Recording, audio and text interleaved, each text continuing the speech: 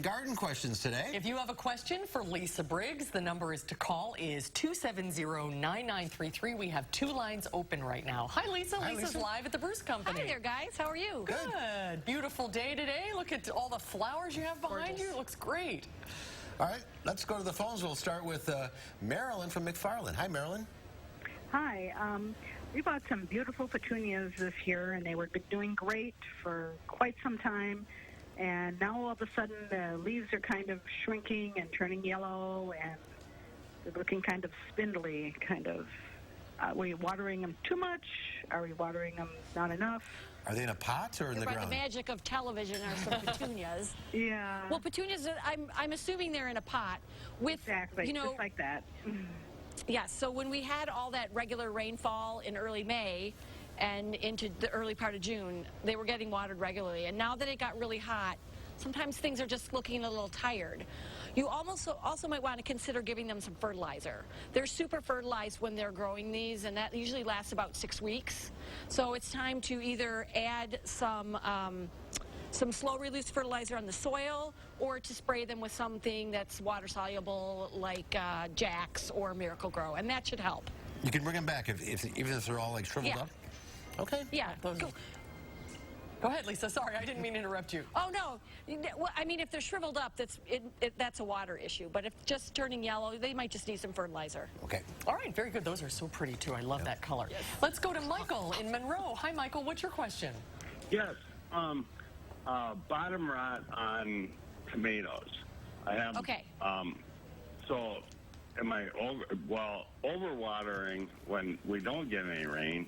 But when we do get rain, they just and there's only a couple of them. But what is it? So blossom end rot on tomatoes, and it's a brown kind of rotten patch on the bottom end of the tomatoes, is caused by a calcium deficiency. So if your tomatoes are in the ground and you're seeing that, then what you want to do is add a fertilizer to, like a granular fertilizer to the soil. In pots, it's exacerbated by uneven watering. So what you want to make sure is that if you're growing your tomatoes in pots, that you don't want them to the pots to completely dry out. So get the watering a little more even. And if they're in pots and you don't want to use a granular, there are also spray foliar products that will help with it. But they just need more calcium. All right, calcium deficiency. Let's go to Jean in Columbus. Hi, Jean. Hi. I have this beautiful poinsettia plant the kids got me for Christmas, and when I cut off the flowers, I got this huge. How can I make it blossom again? Okay, so the colored part of a poinsettia is not actually the flower. The flower is that little beady yellow thing that's in the middle, and those colored petal-like structures are called bracts.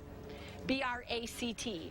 And so to get poinsettias to recolor, to get the bracts to form and recolor, it's really a day length kind of thing. And so what you need to do is they need to have a certain amount of complete darkness and a certain amount of bright light. And you sort of play with that as the season goes, and that's how you get them to color up. In our houses, it's really hard to do that because, you know, we have our lights on till 11 o'clock at night. So it's a really difficult thing, not in a greenhouse situation, to get them to color up. Some people will put like a box over it or put them in a closet, and you can certainly play with that. I would go online and you'd be able to find a light schedule that will help you out with that. You didn't have a poinsettia prop? I did not have a poinsettia prop. All right, let's go to Lori in Mount Horeb. Hi, Lori. What's your question? Yes, I have a wisteria bush vine. This storm that went through last Saturday broke my trellis, and now I've had to take all the wisteria off and start over. Okay. And my leaves are turning all brown. Oh. Well, there might have been some damage when your trellis fell over.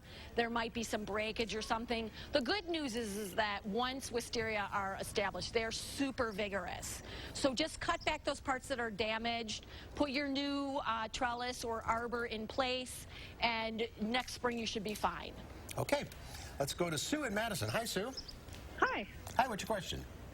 My daughter has a magnolia tree that she planted last year, and it bloomed in the spring, and she thought it was finished, and it's blooming again now. Is that We have normal? seen some weird, curious blooming habits over the past couple years. So Okay. lilac or magnolias bloom at one time, usually, but sometimes there might be some latent flower buds that were triggered by the weird cold spring that we had. So she should just enjoy them and not worry about the plant as a whole. The plant will be fine. All right, that's good news. Let's go to Bonnie in Albany. Hi, Bonnie. What's your question? Hi. I have two real nice rows of beans, but there are no beans on them. Oh, no. Okay. Well, the good news is, are they getting full sun, first Yes. of all? And it's certainly been warm enough. A lot of things are really delayed this year. So it might just be that the blossoming is a little bit delayed. I've just started seeing beans, like at the farmer's market. So it might be that, are you getting flowers? Oh, she's gone. Sorry. She's gone. So if she's not getting flowers, I would say give it a fertilizer that's not too high in nitrogen. And then just keep her fingers crossed. Yeah, as you said, everything's kind of delayed this year because it was so A lot cool. of things are really delayed, Yeah. yes. All right, we are out of time. Thank you all for calling in. Lisa, thank you for your time. Thanks, Lisa. See you next time. See you guys later.